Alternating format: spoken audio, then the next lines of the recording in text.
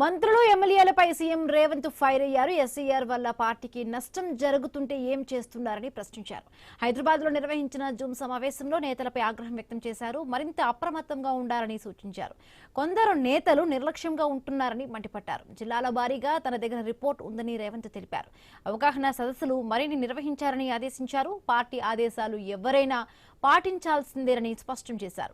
ఆదేశాలను పట్టించుకోని వారిపై చర్యలు తీసుకుంటామని హెచ్చరించారు. వారి స్థానంలో మరొకరిని ఇన్ఛార్జిగా నియమిస్తామన్నారు. 10 రోజుల సమయం ఇస్తామని తెలిపారు. సర్పంచులతో గ్రామాల్లో ప్రచారం చేయించారని సీఎం రేవంత్ దిశానిర్దేశం చేశారు.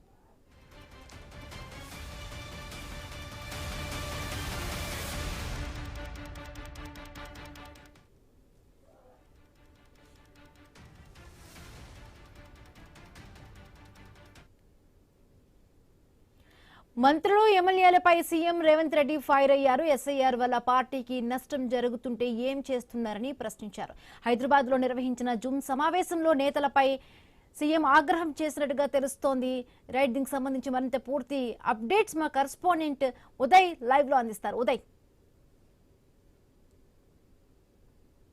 కొద్దిసేపటి క్రితమే మంత్రులు కావచ్చు, అటు ఇన్ఛార్జీలు, అటు కాంగ్రెస్ పార్టీ నాయకులు, ఎమ్మెల్యేలు, ఎంపీలు, జిల్లాల వారిగా కూడా సీఎం రేవంత్ రెడ్డి జూమ్ సమావేశం నిర్వహించారు. ఈ జూమ్ సమావేశంలో కూడా అనేక అంశాలపై చర్చ జరిగింది. ముఖ్యంగా పార్టీకి ఎవరైనా నష్టం వాటిల్తే మాత్రం వారిపై తగు చర్యలు కూడా పార్టీ తీసుకుంటుందని చెప్పేసి వారు స్పష్టంగా తెలియజేసిన పరిస్థితి కూడా మనం చూస్తా ఉన్నాం. మరోపక్క ఎస్ఐఆర్ అంశంపై పూర్తి స్థాయిలో, కింది స్థాయిలో కూడా అవగాహన సదస్సులు నిర్వహించాలని చెప్పేసి సీఎం రేవంత్ రెడ్డి అటు జూమ్ సమావేశంలో అందరికీ వివరించారు. ఎందుకు ఎస్ఐఆర్ పై స్పందించడం లేదు, ఎందుకు అవగాహన కార్యక్రమం చేపట్టట్లేదు అని చెప్పేసి అటు ఇన్ఛార్జ్ మంత్రులతో సహా ఎంపీలు, ఎమ్మెల్యేలతో వారు మాట్లాడినట్టు కూడా మనకు తెలుస్తోంది.